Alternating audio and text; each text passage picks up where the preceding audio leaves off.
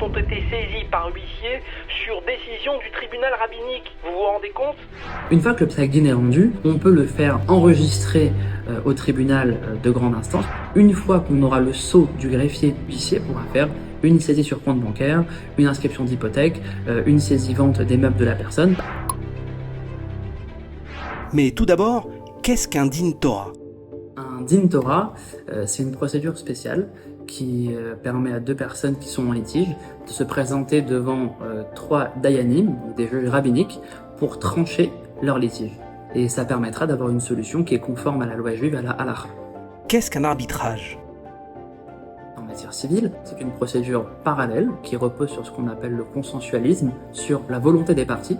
De façon très simple, si les personnes sont d'accord pour désigner un tiers pour résoudre leur litige, eh bien cette personne-là aura la compétence légale pour trancher leur litige. Quelle est l'approche juive de l'arbitrage en France? L'approche juive de l'arbitrage est assez particulière puisque pour des personnes de confession israélite, l'arbitrage c'est censé être la seule voie autorisée par la halakha, par la loi juive. La halakha exige de régler les litiges au tribunal rabbinique, ce qui est compatible avec la législation française. Et cela présente plusieurs avantages. Un din Torah va coûter à peu près une centaine d'euros pour l'ouverture des frais de dossier. Et ensuite, il faudra compter pour la tenue de l'audience entre 150 et 200 euros par partie, ce qui est tout à fait dérisoire par rapport aux sommes folles que peut coûter une procédure classique. On est sur une durée de procédure qui va être entre 6 et 12 mois pour avoir un jugement définitif. Alors, j'emploie volontairement le terme définitif puisque la solution de l'arbitrage, qu'on appelle la sentence arbitrale, elle ne fera pas objet ni d'appel ni de cassation.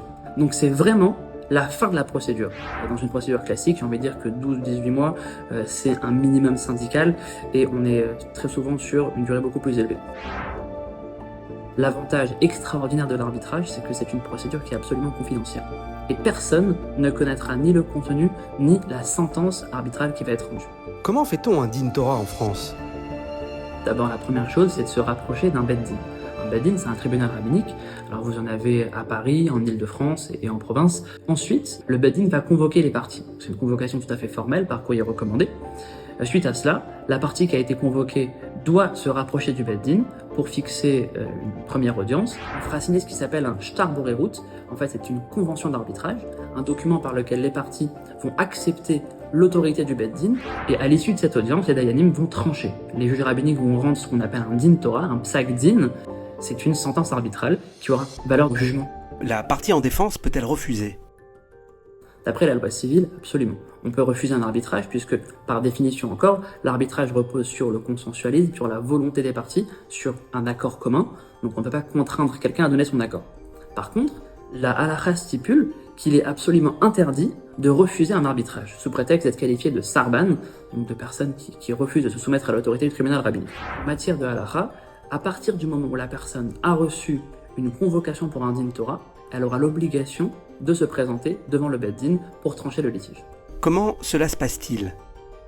Alors une fois qu'on a signé le shtar borerut, donc la convention d'arbitrage, qui permet de donner compétence au beth din, vont se tenir ensuite des plaidoiries. Donc c'est tout à fait classique. Il y a en général un beth din composé de 3 juges rabbiniques et il y a également un greffier qui va noter et rendre compte de l'ensemble des débats. La partie qui est en demande va avoir la parole en premier, donc elle va exposer son cas, donner ses arguments, et la partie qui est en défense va avoir la parole en dernier, elle va répondre. Comment la décision rabbinique est-elle rendue? Le temps du délibéré va passer et les parties vont recevoir ce qui s'appelle en hébreu un psaq-din, en français une sentence arbitrale. Donc c'est de façon très simple ce qui correspond au jugement du tribunal. Comment passe-t-on d'une sentence arbitrale à une décision exécutée par huissier?